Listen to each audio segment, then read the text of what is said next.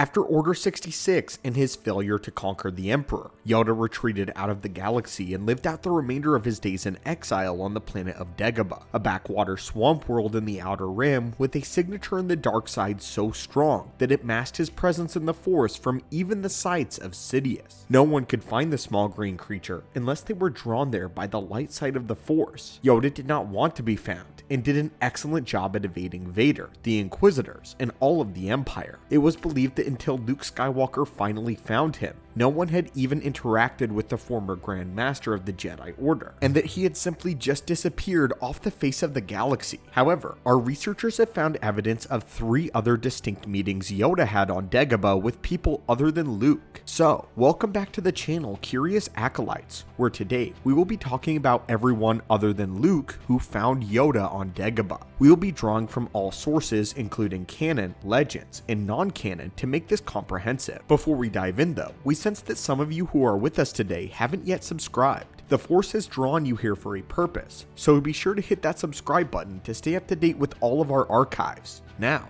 let us begin. At number 3, we of course have Starkiller. Starting with the topic we covered last month, Galen Marek, or rather Galen's clone, discovered the little green creature when he was drawn by the Force to seek out the dark side Nexus cave on Dagobah so that he could confirm the truth of his identity. Plagued by the malicious truth that Darth Vader revealed to him, Galen refused to rest until he confirmed what the Dark Lord had said. Was he truly just a clone, or the original Galen Marek? Upon touching down on the swamp world of Dagobah, Starkiller would disembark from Rogue Shadow to come exactly to the cave where he needed to be. Right there at the entrance sat the Grand Master, though Starkiller did not know who he was and would never find out. This time, Yoda did not put up the pretense of being a crazy old hermit like we have seen him do many times, likely because he sensed Marek's immense power in the Force, particularly the dark side, and seeing this as an opportunity to help the young man. It is possible that Yoda might have assumed that he may have been an Inquisitor that had finally found the old Jedi, but after Starkiller made no move to attack and just approached the cave,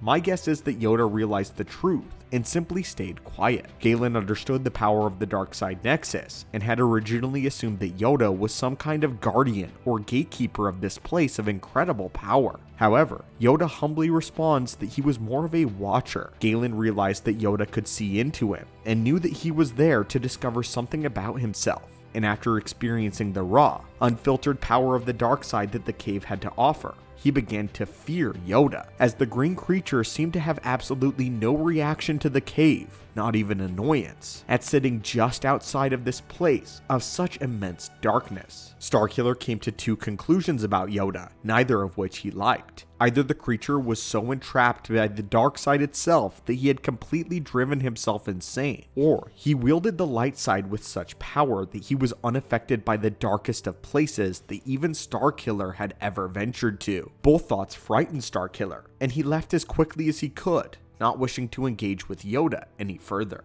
At number 2, we have the Probe Droid. In the Star Wars Tales comics, we get treated to rather interesting stories of how the Empire came within a hair's reach of locating Grandmaster Yoda, but due to their own negligence, they lost the opportunity to seize the Grand Master. The comic depicts a familiar scene to that of Empire Strikes Back, a Star Destroyer flying through the reaches of space, launching several pods towards the planet below. This planet happened to be the swamp world of Dagobah, and upon landing, the probe droid began to look around for the Grand Master, or any Jedi for that matter. By complete happenstance, the droid finds Yoda and tries to follow him. However, the Jedi Master leads the droid into a trap by placing his lightsaber on a nearby rock and getting the droid's attention. As soon as the probe droid locked on, Yoda reached out with the Force and ignited his lightsaber, summoning it to his hand. The blade completely severed the droid in 2 pieces along its way. Aboard the Star Destroyer hovering above the world of Dagobah, one of the officers reported to the Admiral and said they received a transmission from a droid on a priority frequency. He then showed the Admiral a distorted image of the lightsaber blade, the last thing the droid ever captured. Of course though, because of Dagobah's thick atmosphere, it caused bad disruption in the picture, which made it difficult to make out what it truly was. The Admiral insisted that it was just lightning from the planet, and to not only disregard the image, but to erase it entirely. That reason being that they had an inspection coming up soon, and he didn't want Lord Vader worrying about anything else. At the time, the Empire was far more focused on rebels and finding their secret base than finding any remaining Jedi, and this admiral simply did not want to disrupt Lord Vader. And finally, the last person to locate Yoda on Dagobah was the individual by the name of Arul Hextrapon. This meeting is one that is not very well known at all, mostly because it was revealed by a Star Wars RPG sourcebook. Arul Hextrapon was a historian in the Rebel Alliance and the author of the official history of the rebellion. Arul was fascinated with the history of the Jedi,